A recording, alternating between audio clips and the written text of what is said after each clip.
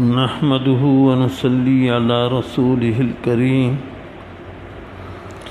अम्मा बादु फ़अऊज़ु बिल्लाहि मिनश शैतानिर रजीम।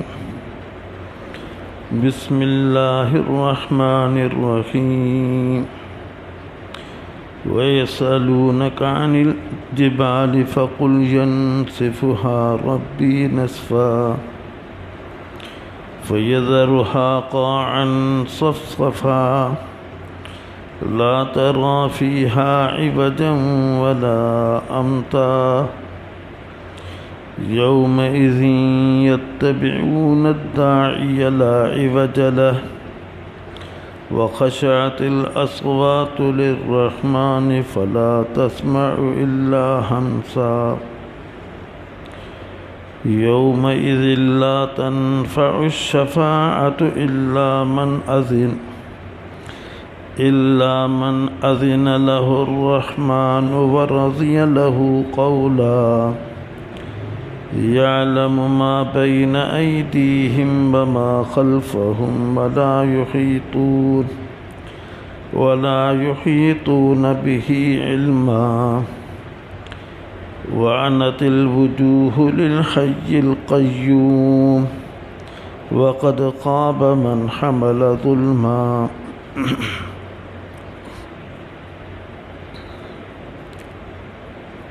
असल क़ुरान करीम जो मक़सूद टे शयूं आहिनि: तौहीद, रिसालत ऐं आख़िरत। जेके बि वाक़िआत आहिनि उहे इन्हनि टिनि शयुनि खे वाज़े करण जे लाइ आहिनि। इन्हनि वाक़िआत मां चूँकि अंबिया अलैहिमुस्सलाम सां मुतालिक़ आहिनि, उन्हनि जी कामयाबी कामरानी बिल आख़िर अल्लाह ताला जे तरफ़ां मोकिलियल न, त उन मां वाज़े तौरु इन्हनि जी हक़ानियत मालूम थिए थी त अल्लाह वहदहु ला शरीक लहू आहे। अंबिया अलैहिमुस्सलाम अल्लाह जा फ़रिश्तादा आहिनि ऐं क़ियामत हक़ आहे।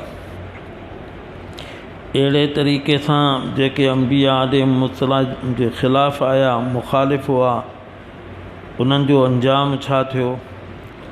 उन्हनि खे अंजाम कार केतिरी ज़िल्लत रुसवाई खणी पई, तहस नहस थी विया, नाबूद थी विया। क़ुरान में उन्हनि जो ज़िक्र आहे, वरना केरु उन्हनि खे ॼाणी बि नथो सघे। इन मां बि अल्लाह ताला जी वहदानियत, अंबिया अलैहिमुस्सलाम जी रिसालत ऐं आख़िरत जी हक़ानियत मालूम थी थिए।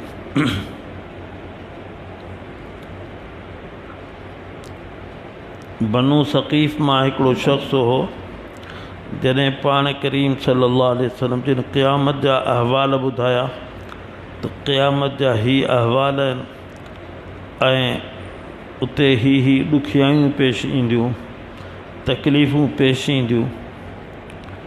त उन्हनि मां कंहिं शख़्स सुवाल कयो त अच्छा भला इहो ॿुधायो त जबलनि जो छा थींदो? जबल जेके एतिरा ऊचा आहिनि ज़मीन खां, ईअं थो लॻे ॼण त आसमान जे वेझा आहिनि, ऐं ॿिए पासे जबल सख़्तु आहिनि। ज़मीन त ठीकु आहे, कोडर सां उनखे असीं नरम करे था छॾियूं, लेकिन ही जबल त तमामु सख़्तु आहिनि। इन्हनि जो छा थींदो? मक़सदु को हक़ीक़त खे सम्झणु कोन हो, बल्कि हिकिड़े क़िस्म जो तमस्ख़ुर हो त इहे त पंहिंजी जाइ ते रहंदा, इन्हनि खे को लोॾो कोन ईंदो। पोइ जॾहिं इहे जबल पंहिंजी जाइ ते रहंदा त इन में चुरूं हूंदियूं, गारूं हूंदियूं, पासा हूंदा, माण्हू उन्हनि पासनि में बीही करे सिज जी तपिश खां ऐं ॿियनि शयुनि खां बची सघे थो। मक़सदु उन्हनि जो ॻाल्हि खे सम्झणु कोन हो। सुवाल में मक़सदु सिर्फ़ु महज़ इहो ॿुधाइणो हो त कीअं थींदो, थी नथो सघे। शैतानी वसाविस। अल्लाह रब्बुल आलमीन फरमायो, वयसअलूनका अनिल जिबाल, ही अव्हां खां जबलनि बाबति पुछनि था। अव्हां चवोनि फ़क़ुल यंसिफ़ुहा रब्बी नस्फ़ा, इन्हनि जबलनि के मुंहिंजो रब उॾाए छॾींदो।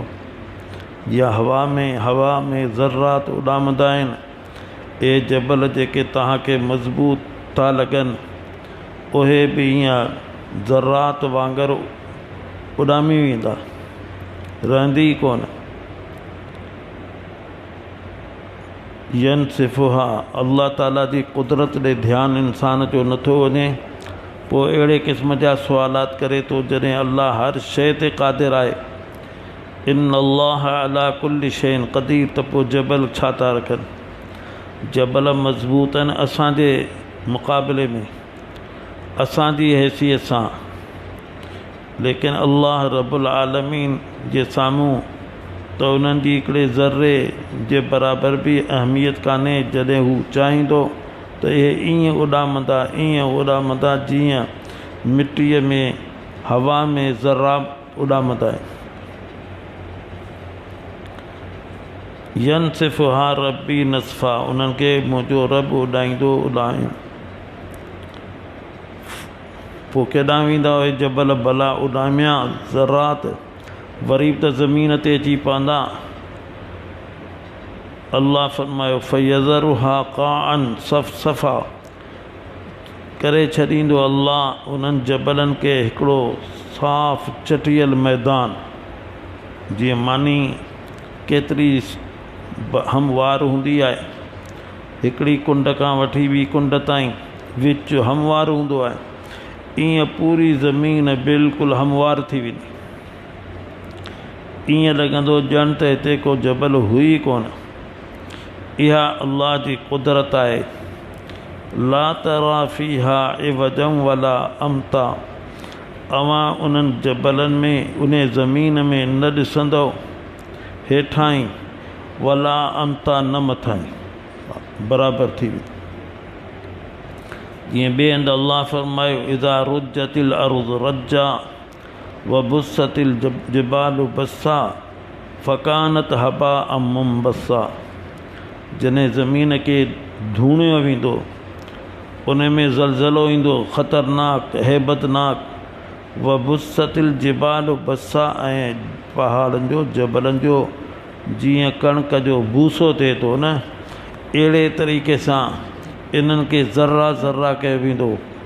फ़कानत हबाअम मुंबस्सा, जीअं हवा उॾामंदी आहे त कुझु नज़र पई ईंदी आहे उन में मिटी, लेकिन वरी जॾहिं थोरी हवा बीहंदी आहे त का शइ नज़र कान ईंदी आहे। पहाड़ बि ईअं थी वेंदा। इहा अल्लाह ताला जी क़ुवत जो इज़हार आहे। ला तरा फ़ीहा इवजम वला अमता, न ॾिसंदव तव्हां इन ज़मीन में न हेठां न मथां, सभु बराबरि।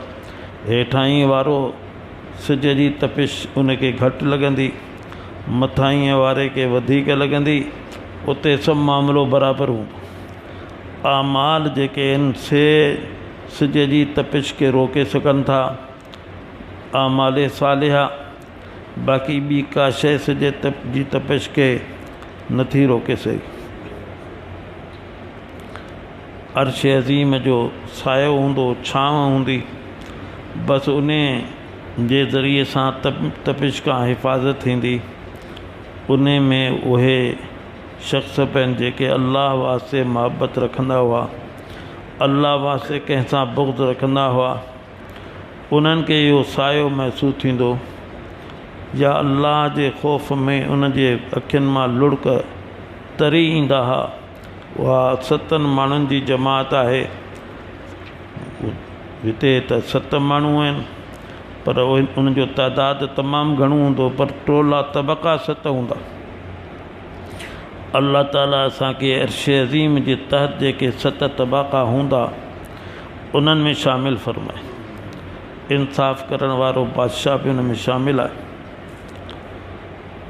त अल्लाह फरमायो त न हेठां हूंदी न मथां हूंदी, बसि आमाल जे करे रिआयत थींदी, वरना का रिआयत कान्हे। यौम इज़िन यत्तबिऊन दाइय ला इवज लह, क़यामत जो ॾींहुं उहो हूंदो तो ही सभु इंसान पुठियां लॻंदा उन दाईअ जे जेको इन्हनि खे सॾींदो। इहो हज़रत इसराफ़ील आहे, बैतुल मक़दिस जी कंहिं मथां जाइ ते चढ़ी जेके बि क़बरुनि में आहिनि उन्हनि सभिनी खे सॾींदो त उथियो अचो, ऐं पोइ उहे सभु पंहिंजे क़बरुनि मां, पंहिंजे ठिकाणनि मां, पंहिंजनि जायुनि मां निकिरी उन जे पुठियां लॻंदा। यत्तबिऊन दाईअ, पुठियां हलंदा पुकारण वारे जे। ला इवज लहू, छा ईअं त कोन थींदो के रहिजी वेंदा, के लिकी वेंदा। अल्लाह फरमायो त न, उन में कंहिं क़िस्म जी ॾिंगाई कान हूंदी। ॾिंगाई ज़मीन में थिए थी त पोइ माण्हू उन ॾिंगाईअ में लिकी थो वञे, इहा कैफ़ियत कान थींदी। सभु निकिरी ईंदा दुनिया में त अंबिया अलैहिस्सलाम सां हिननि ॾिंगाई कई, पुट ते हटी विया, मुक़ाबिलो कयूं, इताअत न कयूं, किन कई किन कान कई। लेकिन उन ॾींहं ते उन दाई हज़रत इसराफ़ील अलैहिस्सलाम जी सभई इतिबा कनि, उन इतिबा में मजबूर हूंदा, उन खां सवाइ उन जे लाइ को ॿियो चारो कोन हूंदो। वख़शातिल अस्वातु लिर्रहमान, एतिरा हीणा थी वेंदा रहमान जेको केॾो वॾो महिरबान आहे, जंहिंजे बदौलत, जंहिंजी रहमत जे बदौलत हीअ दुनिया क़ाइमु आहे। उन रहमान जे लाइ उन्हनि जा आवाज़ ई पस्त थी वेंदा, आवाज़ ई कोन निकिरंदा, इंतिहाई पस्त थी वेंदा। दुनिया में त हुकुम हो क़द अफ़लहल मोमिनून अल्लज़ीन हुम फ़ी सलातिहिम ख़ाशिऊन, कामयाब आहिनि उहे मोमिन जेके नमाज के ख़ुशू सां अदा था कनि। त तॾहिं त छा कैफ़ियत, हिकिड़ा नमाज़ पढ़ंदी कोन हा, ऐं ॿिया जेके पढ़ंदा सो नाले मातर पढ़ंदा, हक़ीक़ी ख़ुशू सां तमामु थोरा पढ़ंदा हा। लेकिन क़यामत जे ॾींहुं सभिनी खे ख़ुशू हासिल थी वेंदो, आवाज़ पस्त थी वेंदा अल्लाह रहमान रहीम जे करे। लेकिन हाणे कहिड़ो फ़ाइदो, जॾहिं फ़सुल जी हिफ़ाज़त जी ज़रूरत ई कयो कोन वियो ऐं पखी बि उन खे खाई विया, हाणे झार करण जो कहिड़ो फ़ाइदो, दाऊं करण जो कहिड़ो फ़ाइदो। इहो ख़ुशू काराइती शइ आहे, तवाज़ो तो इन सां अचे, इहा मतलूब आहे नमाज़ में बि, नमाज़ खां ॿाहिरि बि हर वक़्तु मतलूब आहे। लेकिन दुनिया में के ख़ुशू कंदा हुआ, के कोन कंदा हुआ, नमाज़ में ई कोन कंदा हुआ, के नमाज़ में कंदा, ॿाहिरि कोन कंदा हुआ, बसि अजीब कैफ़ियत हुई। लेकिन हिते हाणे जॾहिं त को नेक अमल केतिरो बि करे हाणे काराए थो कोन्हे, हाणे ख़ुशू पिया कनि। वख़शातिल अस्वात, उन्हनि जा आवाज़ झका थी वेंदा, पस्त थी वेंदा रहमान रहीम जे साम्हूं। उन जे करे फला तस्मउ इल्ला हमसा, कोन ॿुधी सघंदे मगर हल्को आवाज़। हीउ उठ जेको हलंदो आहे, अगरि उन जे ॻिचीअ में गिंडली न हुजे, का ॿी शइ न हुजे, त हू ज़मीन ते जेको पेर रखंदो आहे त उन में को आवाज़ कोन हूंदो आहे। ॿिया जेके बि जानवर आहिनि, चूंकि उन्हनि खे खुर आहिनि, त उहो खुर ज़मीन ते लॻंदो त कुझु आवाज़ थींदो। लेकिन उठ जे पेर में उहो खुर कोन्हे, जंहिंजे नतीजे में उन जो आवाज़ इंतिहाई पस्त आहे। त एॾो डिघो ऐं मज़बूत जानवर, लेकिन बसि उन जो आवाज़ इंतिहाई पेरनि जो पस्त हूंदो आहे। अल्लाह फरमायो त इन्हनि जा आवाज़ बि ॿुधंदव बसि जीअं उठ जे पेरनि जो आवाज़ थो थिए, इंतिहाई झका, इंतिहाई झका, इंतिहाई झका। फला तस्मउ इल्ला हमसा, इहा निशानी आहे उन्हनि जे कमज़ोर हुजण जी ऐं उन मैदान में रुसवा हुजण जी। त हाणे असांजो थींदो छा, असां त कुझु कई कोन हो, हाणे हिते असांखे रुसवाई खणी पवंदी। अल्लाह पनाह में रखे। अल्लाह फरमायो दुनिया में त माण्हू चाहींदा आहिनि त ठीकु आहे तकलीफ़ आहे त कंहिंखां सिफ़ारिश करायूं, बीमार आहियूं त डॉक्टर खां इलाज करायूं, का ॿी शइ आहे त कंहिंखां मदद वठूं, लेकिन उते छा थींदो? यौम इज़िन उन ॾींहुं ला तनफ़उ शफ़ा सिफ़ारिश नफ़ो कान ॾींदी इल्ला मन अज़िन लहु रहमान वरज़िय लहू क़ौला, मगर जंहिंजे लाइ रहमान इजाज़त ॾिनी हूंदी ऐं जंहिंजे ॻाल्हि खे रहमान पसंदि कयो, इन जे लाइ सिफ़ारिश कान्हे। काफ़िर जे लाइ का सिफ़ारिश कान्हे। ऐं अहिड़े तरीक़े सां मोमिन जो सिफ़ारिश कंदो त हर मोमिन सिफ़ारिश कोन करे सघंदो, बल्कि जंहिंखे रहमान इजाज़त ॾींदो, अल्लाह ताला इजाज़त ॾींदो ऐं जंहिंजी ॻाल्हि खे अल्लाह पसंदि कंदो त उहो मोमिन जंहिंखे अल्लाह इजाज़त ॾींदो ऐं जंहिंजी ॻाल्हि खे अल्लाह पसंदि कंदो, उहो मोमिन बि सिफ़ारिश काफ़िर जी कोन कंदो, बल्कि मोमिन जी कंदो। उन मोमिन जी जंहिंजी अल्लाह इजाज़त ॾींदो त तूं इन जी सिफ़ारिश कर। अल्लाह ताला जी हिकमत हूंदी त ही मोमिन हो, हिन में ही कोताहियूं हुयूं, लेकिन ॿियो नेक मोमिन उन जी सिफ़ारिश करे, ईअं त अल्लाह ताला अज़ ख़ुदि बि उनखे सां नरमीअ जो मामिलो फ़रमाए थो सघे, लेकिन उन में हिकिड़ी शइ इहा बि मक़सदु हूंदी त इन्हनि माण्हुनि ते, इन इंसानियत ते इहा ॻाल्हि वाज़े थिए त उते बि जेके नेक माण्हू आहिनि, साले माण्हू आहिनि, उन्हनि जी सिर्फ़ु सिफ़ारिश हलंदी, अल्लाह ताला जी इजाज़त सां ॿी कंहिंजी कान हलंदी। उन्हनि जी बरतरी ॿुधाइण जे लाइ इल्ला मन अज़िन लहु रहमान, जीअं चए थो जेको हाफ़िज़ क़ुरान आहे 10 माण्हुनि जी सिफ़ारिश कंदो ख़ानदान मां, लेकिन उहे कहिड़ा 10 माण्हू, चाहे केतिरा बि गुनहगार हा, लेकिन हिन जे पढ़ण में, हिन जे हाफ़िज़ थियण में मददगार हुआ ऐं ख़ुशि हुआ त ही पढ़े, तावन कंदा हुआ, अहिड़े तरीक़े सां हुनखे हिमथाईंदा हुआ, हौसलो ॾियारींदा हुआ। ऐं जेके हिन जे पढ़ण में ख़ुशी कोन आहे त ही छा कंदो हाफ़िज़ थी करे, बल्कि चथरूं कंदा हुआ, रोकींदा हुआ माइटनि खे, छो पिया ॿारनि जी उमिरि खे ज़ाया करियो, उन्हनि जे लाइ सिफ़ारिश कोन कंदा। इल्ला मन अज़िन लहु रहमान, जंहिंजे लाइ रहमान इजाज़त ॾे, मन ज़ल्लज़ी यशफ़उ इंदहु इल्ला बिइज़्निहि, केरु आहे जो सिफ़ारिश करे अल्लाह वटि सवाइ उन जी इजाज़त। इजाज़त अल्लाह मोमिन खे ॾींदो ऐं उन मोमिन खे ॾींदो जंहिंजी ॻाल्हि खे अल्लाह पसंदि कंदो।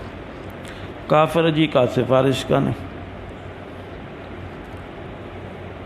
यालमु मा बैन ऐदीहिम व मा ख़ल्फ़हुम, अल्लाह ॼाणे थो जेको उन्हनि जे अॻियां आहे, जेको उन्हनि जे पोयां आहे, जेको हिननि पुठियां छॾे विया ऐं जेको हिननि अॻियां कयो, नेक अमाल कयूं अॻियां, बुरा अमाल कयूं पुठियां छॾे विया, जाइदाद जागीर, ॿियूं गुनाह जूं शयूं, नेकीअ जूं शयूं, अल्लाह खां का शइ ॻुझी कान्हे। यालमु मा बैन ऐदीहिम, यानी मामूली में मामूली शइ जेका हिननि अॻियां मोकिली, मामूली में मामूली शइ जेका हिननि छॾी, अल्लाह इन्हनि सभिनी शयुनि खे ॼाणे थो, का शइ उनखां मख़फ़ी कान्हे। इहो सोचण त हीअ मामूली नेकी आहे, मूंखे कहिड़ो फ़ाइदो पहुचाईंदी, अल्लाह फ़रमायो त पहुचाए सघे थी। असांजे इल्म में त आहे, चाहे बिज़ाहिर उहा मामूली में मामूली नेकी हुजे, कॾहिं गुनाह ई मामूली आहे, हिन ते कहिड़ी पकड़ थींदी। अल्लाह फ़रमायो त का बि शइ असांजे इल्म खां आजी कान्हे, सभिनी शयुनि जो इल्मु आहे। वला युहीतून बिही इल्मा, ऐं तव्हां केतिरा कमज़ोर आहियो जो अल्लाह जे इल्म जो इहातो नथा करे सघो। अल्लाह जो केतिरो इल्मु आहे उन जो तव्हां जीअं हक़ीर आहियो, क़लील आहियो, ज़ईफ़ आहियो, ईअं अव्हां जो इल्मु बि इंतिहाई महदूद आहे। ॿिए हंधि अल्लाह फरमाए वमा ऊतीतुम इल्ला क़लीला। हिते जमा जो लफ़्ज़ आहे, तव्हां सभिनी खे केर बि हुजनि उन्हनि सभिनी खे मामूली इल्मु ॾिनो वियो। अल्लाह रब्बुल आलमीन जे इल्म जे मुक़ाबले में सारी मख़लूक़ हिकिड़े पासे हुजे, उन्हनि जो इल्मु मामूली आहे। सभिनी जो इल्मु उन्हनि जो मजमू मामूली आहे। अल्लाह जो इल्मु मुहीत आहे, कसीर आहे, उन खां का शइ मख़फ़ी कान्हे। इंसान का त लमे लमे ते शयूं मख़फ़ी थियूं रहनि, साम्हूं शइ नज़र कान अथसि, या नज़र अथसि त सही पर पोइ बि नज़र ॿिए पासे करे छॾे। लेकिन अल्लाह रब्बुल आलमीन इन्हनि ऐबनि खां पाक आहे। वला युहीतून बिही इल्मा वअनतिल वुजूह लिल हय्यिल क़य्यूम। हिते त अकड़ीजी हलो था, गर्दन मथे खणी हलो था, पाण खे सम्झो था छाती ताने हलो था, लेकिन उते ख़बर आहे छा थींदव? पस्त थी वेंदा चेहरा उन ज़ात जे लाइ जो सदा ज़िंदा आहे, सदा क़ाइम। अल हय्य आहे, सदा ज़िंदा। अल क़य्यूम, सदा क़ाइम। अल क़य्यूम, हर शइ खे क़ाइम रखण वारी ज़ात। उन जे साम्हूं अव्हां जा चेहरा झुकी वेंदा, नमी वेंदा। लेकिन हाणे छा थो इन नमण जो कहिड़ो फ़ाइदो? इहो फ़ाइदो जॾहिं दुनिया में अव्हां जा चेहरा झुकनि हा, तकबुर न करियो हा, आजिज़ी इनकिसारी तवाज़ो इख़्तियार करियो हा, इबादत में बि ख़ुशू ख़ुदू इख़्तियार करियो हा, मख़लूक़ जे साम्हूं बि आजिज़ी उन्हनि जा तकलीफ़ूं बर्दाश्त करियो हा, आजिज़ी इख़्तियार करियो हा, वॾाई ऐं हेठि न करियो हा। उते त तव्हां वॾाई ऐं हेठि में रहियो त असांजो केरु छा थो करे सघे? उते सभु पस्त थी वेंदा, चेहरा उन्हनि जा झुकी वेंदा, नमी वेंदा। सदा रहण वारी अल्लाह रब्बुल आलमीन जे अॾु। वक़द ख़ाब मन हमल ज़ुल्मा। जंहिं ॾोह कया हूंदा, ए ॾोह ई खणंदो। कंहिंजी ज़मीन खाधई, कुल्हे ते खणंदो। ज़कात न ॾिनई सोन जी, त नांग जी शक्ल में इहो सोन हिन जे ॻिचीअ खां हिन खे पकड़ींदो। जानवर आहिनि त हिन खे पेरनि सां रोंदींदा। वक़द ख़ाब, तहक़ीक़ रुसवा आहे उहो शख़्स, इंतिहाई रुसवा आहे जंहिं खयो वज़न ज़ुल्म जो, गुनाह जो। जंहिं गुनाह जा वज़न खया उहो एतिरो रुसवा हूंदो, एतिरो रुसवा हूंदो जो अल्लाह रब्बुल आलमीन पनाह में रखे। उनजो सही इदराक हिते नथो थी सघे। अल्लाह ताला असांजे अंदरि मोमिननि वारियूं सिफ़ात पैदा फ़रमाए, नाफ़रमान मुजरिमनि ॾोहारियुनि जी सिफ़ातुनि खां असांखे, असांजे बच्चनि खे, असांजे नस्ल खे महफ़ूज़ फ़रमाए। वाखिरु दावाना अनिल हम्दुलिल्लाहि रब्बिल आलमीन वल आक़िबतु लिल मुत्तक़ीन वस्सलातु वस्सलामु अला सय्यिदिल अंबियाइ वल मुरसलीन व अला आलिहि व सहबिहि अजमाईन। रब्बना ज़लमना अनफुसना व इल्लम तग़फिर लना व तरहमना लनकूनन्ना मिनल ख़ासिरीन। या रहमर राहिमीन, असांजा सग़ीरा कबीरा गुनाह माफ़ फरमा, असां सभिनी जी मग़फ़िरत फरमा, असांजे वालिदैन जी मग़फ़िरत फरमा, तमाम मुसलमाननि जी मग़फ़िरत फरमा।